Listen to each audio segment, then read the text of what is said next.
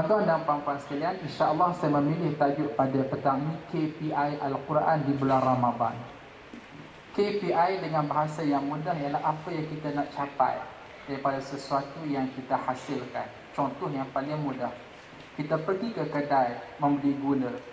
Apa yang kita nak pada gula? Manisnya. KPI yang ada pada gula ialah manis.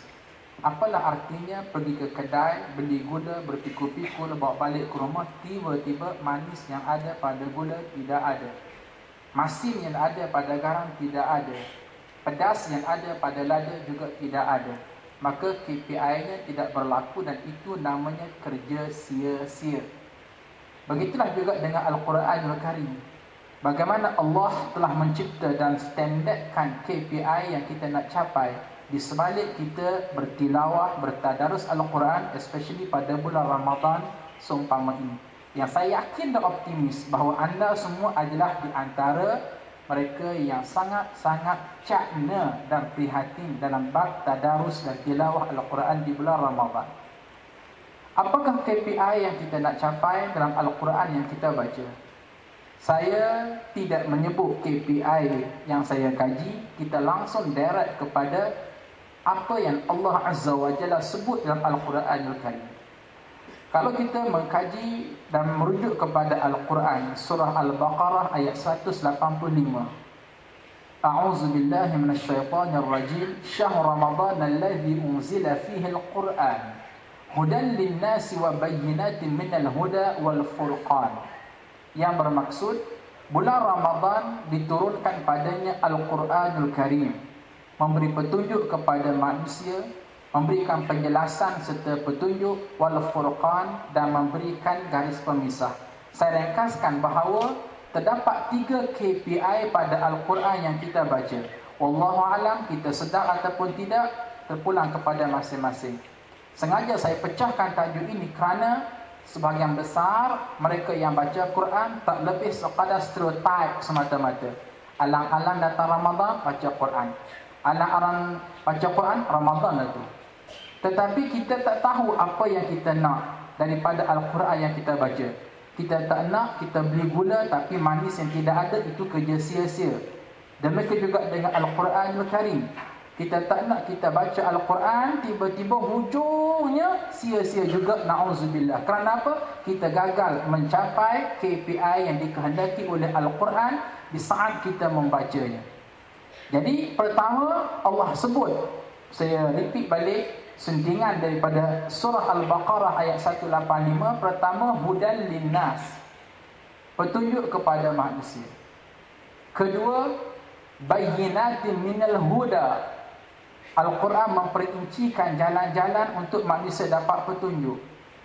Dan ketiga, Al-Furqan, kita baca Al-Quran, Al-Quran insya-Allah akan memberikan kepada kita haddul fasil, garis halus yang memisahkan baik dan buruk. Baca Quran, insya-Allah kita tahu mana halal, mana haram, mana tauhid, mana syirik, mana adil, mana zalim, mana malaikat, mana iblis, mana syurga dan mana neraka. Tuan-tuan dan puan-puan sekalian, inilah dia target. Bukan target saya. Sengaja saya create dan letakkan KPI. Tidak, tetapi target daripada Allah Subhanahu wa taala itu sendiri yang menurunkan Al-Quran. Saya ulang suara-suara sekali lagi, bagaimana Allah Azza wa Jalla turunkan Al-Quran kepada kita 30 juzuk ataupun 114 surah ataupun 6666 ayat menurut satu riwayat tentang bilangan huruf Al-Quran. Targetnya ialah ini dia. Disebut secara nas, digesek black and white pada surah Al-Baqarah ayat 185, Syahr Ramadan alladzi unzila fihi al-Quran hudan lin-nasi, pertama. Kedua, bayyinatin minal huda, dan ketiga, Al-Furqan. Baik, kita cuba buat sedikit postmortem, agak-agak menepati ataupun tidak target Allah dengan target kita. Wallahu a'lam. Dalam observasi saya melihat, pertama sekali nak tambah pahala, yang kedua nak ambil berkat, yang ketiga nak halau hantu. Inilah dia, pusing-pusing inilah dia bila baca Quran, baca Yasin, baca tabarakalladzi, baca 3 qul, baca ayat kursi, whatever, apa jua ayat Quran yang dia baca, pi mai tang tu, inilah dia KPI kita. Tuan-tuan dan puan-puan, salah kalau KPI ini? Tak salah pun, tetapi terlampau tohor standardnya. Bahkan ini langsung tak disebut oleh Allah Azza wa Jalla pada berbicara tentang gagasan KPI. Allah tak sebut syahr Ramadan alladhi unzila fil Quran, hamba hantu.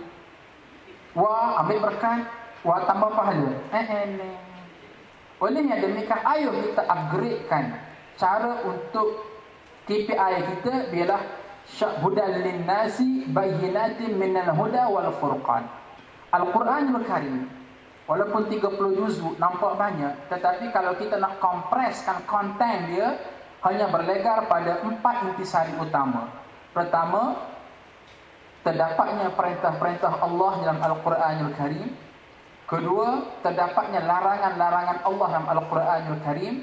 Ketiga, terdapatnya hukum-hukum sunnatullah yang disebut halal, haram, sunnah, makruh, harus dan wajib. Dan yang keempat ialah terdapat kisah-kisah yang cukup banyak di dalam Al-Quranul Karim untuk dijadikan durus wa ibar, untuk dijadikan pengajaran kepada kita semua.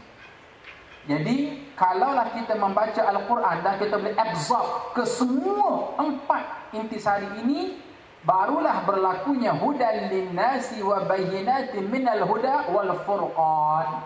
Kalaulah kita baca Al-Quran, tiba-tiba adanya feedback kita dengan Al-Quran. Oh, tahu ini perintah Allah. Oh, tahu ini larangan Allah. Oh, tahu ini ialah sunnatullah fi khalqih, halal, haram, sunnah, makruh, harus, wajib. Oh, tahu ini cerita-cerita Al-Quran, cerita Nabi Musa, pengajarannya, cerita Nabi Isa, pengajarannya, cerita Nabi Muhammad sallallahu alaihi wasallam, pengajarannya. Apabila tuan-tuan dan puan-puan hidup mutalahim, sedaging dengan keempat-empat konten ini, automatically akan tercapai KPI hudan linnasi wa bayyinatin minal huda wal furqan. Hudan linnas, memberi petunjuk kepada kita. Kedua, bayyinatin minal huda, memperinci jalan-jalan untuk kita mendapat petunjuk. Dan ketiga, al-furqan. Al-Quran berjaya memberikan garis pemutus kepada kita, tahu mana halal, mana haram, mana tauhid, mana syirik, mana adil, mana zalim, mana malaikat dan mana iblis. Kesemua keempat-empat nilai ini kita tidak akan dapat capai kalau kita tidak tahu makna Al-Quran yang kita baca. Ini yang kita kena goncang terlebih dahulu. Kita kena ice breaking kat sini. Untuk kita mengutip, tahu perintah Allah, larangan Allah, hukum Allah, kisah dan pengajaran yang ada dalam Al-Quranul Karim. Maka master key ialah pada memahami Al-Quranul Karim. Saya katakan tadi bahawa target kita ialah nak beramal dengan isi kandungan Al-Quran. Itu tujuan kita baca Quran. Nak beramal dengan arti kata lain, nak memenuhi 4 tuntutan tadi. Perintah Allah, larangan Allah, hukum-hukum yang terdapat dalam Al-Quranul Karim, dan nak mengambil pengajaran daripada kisah-kisah yang begitu banyak. Akan tetapi, kesemua itu tidak mungkin akan terhasil, Allahumma illa, kecuali terlebih dahulu kita tahu makna Al-Quranul Karim yang kita baca. Kerana itulah membaca Al-Quran secara mengetahui makna Al-Quran dalam konteks yang ada sekarang sangat-sangat kita tuntut. Bahkan kalau kita mengkaji ulumul Quran, ini ialah pengkajian dalam bentuk pintu gerbang nak masuk kepada Al-Quran. Ada perbahasan ilmiah para ulama namanya ulumul Quran. Di sana bagaimana para ulama ajar kepada kita, tilawah Al-Quran ada 2 maksud. Selama ni kita nampak tilawah Al-Quran ni, ambil Al-Quran yang teks Arab, buka dan baca. Bobe. Faham tak faham? Biarkan. Sekarang kita nak upgrade cara baca Quran menurut yang dikehendaki oleh syarak sebenar-benarnya. Tilawah Al-Quran ada 2 konotasi. Pertama, at-tilawatu bimakna al-qira'ah. Tilawah dengan makna baca. Artinya ambil Quran, buka dan baca. Bla bla bla bla. Satu ayat ke satu ayat, satu surah ke satu surah, satu juzuk ke satu juzuk. Kedua, at-tilawatu bima'na al-itba'. Tilawah dengan makna mengikuti isi kandungan Al-Quranul Karim. Mana buktinya? Buktinya diambil daripada perkataan tilawah. Tilawah ini bahasa Arab. Dia punya kata dasarnya, roots dia ialah tala. Tala yatlu tilawah. Tala bahasa Arab, terjemahan dalam bahasa Malaysia maknanya ikut. Sebagai contoh, Allah Azza wa Jalla berfirman, "Wasyamsi wadduhaha wal qamari idza talaha." Wasyamsi demi matahari, wadduhaha dan demi waktu duha, wal qamari dan demi bulan, idza tak kala mana talaha, mengikuti orbit yang telah disediakan oleh Allah Azza wa Jalla kepadanya.